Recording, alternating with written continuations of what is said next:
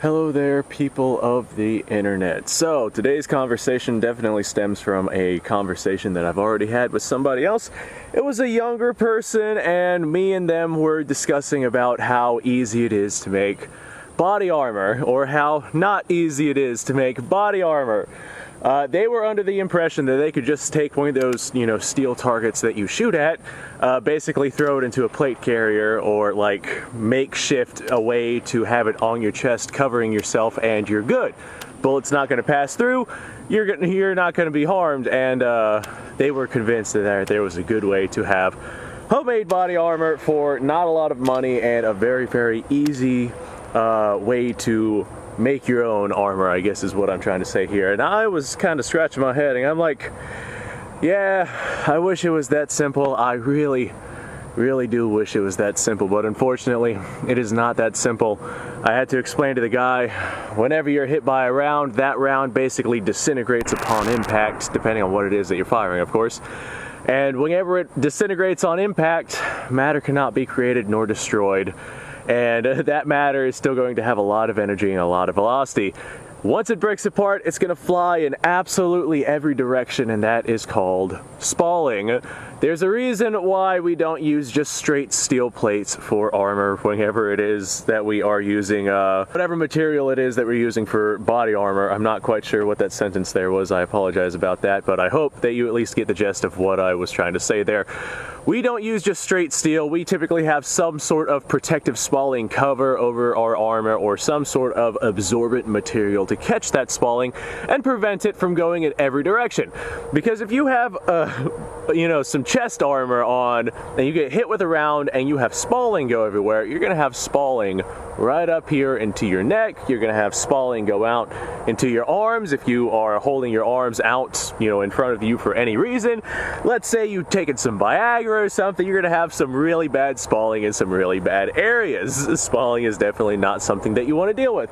In a lot of ways, my personal opinion, I'd rather be hit by an actual bullet versus like spalling, which would be, God, just absolutely everywhere, and it'd be like jagged pieces of metal versus like a full metal jacket, which would just go through and through. I'd rather just take the bullet myself versus having to deal with who knows how much surgery with spalling. Oh God, the idea of spalling. Like, spalling is one of my bigger fears. What are you? We have a full round out here. This is not a spent case. This is an entire round. What are you? This is 8mm Mauser. Ah, okay. This is an Egyptian 8mm Mauser that was a dud round. I must have tossed it to the side and forgot about it. It's cool looking, I'll give you that. Definitely cool looking. Definitely a brass case though. I think I'm gonna keep this. I'm just a nerd like that. I like unusual looking stuff like that. But I figure while we're out here, I have a couple of pieces of wood set up downrange on my steel target, and I'm just gonna shoot those pieces of wood, or not shoot the pieces of wood, I'm gonna shoot the steel target itself to put some spalling on those pieces of wood, and we're going to check out the damage done by that spalling. Now, me and the guy were discussing different ways to get around needing a secondary material on whatever armor piece it is that you're using, and he came up with a really clever idea. Having, how on a lot of AR-15s there's a brass deflector, but having a lip all the way around the edge of the armor to deflect the spalling away from your body. Good concept, not all that good in practice, because that would have to be one hell of a serious lip, and if you have your arms or anything out in front of you, they're still going to catch spalling.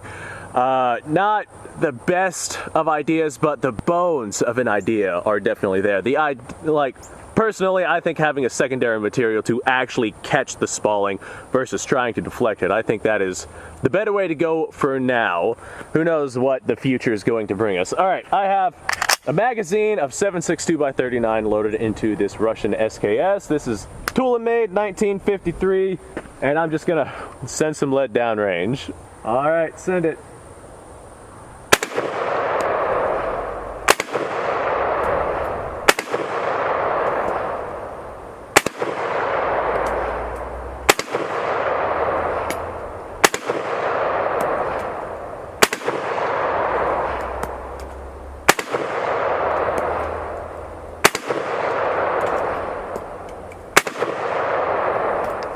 Now the ammunition that I'm running here is like older Tula ammunition, and I get the occasional hang fire from this stuff. It's not very significant, but it does occasionally happen. So occasionally I will like pull a shot left or right. I'm not 100% sure if I made all of my shots down on target, but I'm fairly certain that I did. I might have hit the wood a time or two. I wasn't exactly taking or paying attention to where it was that I was aiming.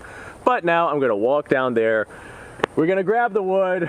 We're gonna check out that target. I'm waiting for all of the lead particulates in the air to settle down. It looks like a smoke field out there right now. So once all that haze goes away, I'm gonna wander down there, grab that wood, and we're gonna see what kind of spalling damage we have on those pieces of wood. All right, so this piece of wood I had leaned up against the steel target, and that spalling absolutely tore up the edge of this piece of wood. This piece of wood originally had an edge that looked a lot like this, and now it looks like it was eaten by termites for like, oh, I don't know, 10 years or so. All this damage right here is done from those broken apart pieces of lead absolutely just flying through the air, hitting the wood, tearing it apart. Here's another really good example, and a really easy to tell. There's actually a piece of bullet still in this one. This is a really good example. So this right here is where all of our spalling hit, and it really does look like it's just been eaten by termites, but no, it was eaten by pieces of bullet. We actually have a piece of bullet right here still in the piece of wood. So this right here is a really, really good representation of what it is that you're going to get hit by if you just have your armor deflect the bullet and not actually stop all the spalling from hitting into you. You're going to get hit by little pieces of metal that look just like this, and they're gonna dig absolutely so far into you, and they're gonna tear you apart, and it is like, just the thought of it makes my skin crawl. There are little pieces of metal and jacket and lead all over this thing. That is the spalling that you're going to have to deal with. In modern body armor, all of this right here is caught in some sort of secondary coating or some sort of secondary something to help catch that spalling and make sure that it doesn't go up into your neck or arms or other various appendages. You don't want that. All right, well, this was going to be kind of a quick-ish little video. I thought it was going to be fun. I hope you guys enjoyed it as well. Let me know what y'all's thoughts are down below. If you have any ideas on how to get around something like this without having to deal with a secondary coating. I like the idea of spalling deflection versus, you know, like spalling absorption. Especially because if you have like a surface that will deflect the spalling, it could be used way more indefinitely than something that would just absorb the spalling. As you get shot more and more and more and more, although if you get shot once, you may as well like get the hell out of wherever it is that you're at. But as you get shot more and more and more and more, depending on what situation you're in, that protective coating will eventually fail, and the spalling will dig its way out of it or through it. And that's not a position that you want to be in, because then your armor is basically useless as the spalling eats away at your neck and arms and whatever else is in front of that plate. I'm just going to go ahead and ponder over different ideas. I'll let you guys think about it as well. Let me know what y'all's thoughts are down in the description below. Thanks for watching, folks. Subscribe to the channel, like the video. Description down below has a bunch of links to all sorts of stuff. That being said, I have something that I have to go do, so you guys go off, have yourself a fantastic day. I wanted to come out to the range before I go off and do the things I have to do. I haven't been to the range in like a week, so I sure am glad that I came out here. Ah, what a beautiful day. It's a shame I have to spend the rest of it inside. You guys go off, have yourself a fantastic day, and of course, thanks for watching.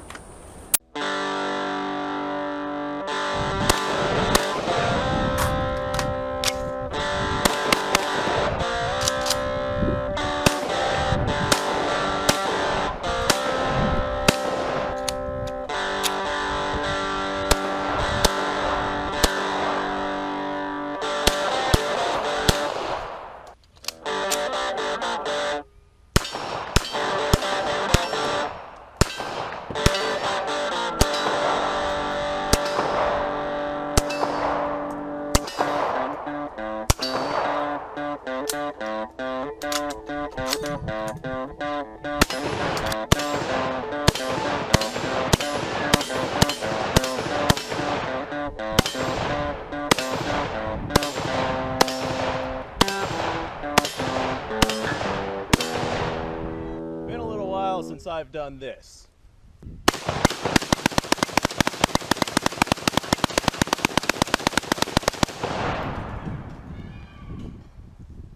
Bonnie and Clyde be damned.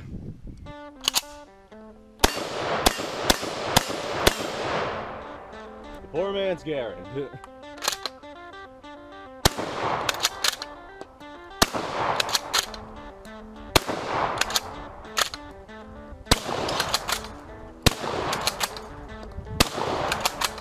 It's a shame that bolt-action shotguns aren't more mainstream.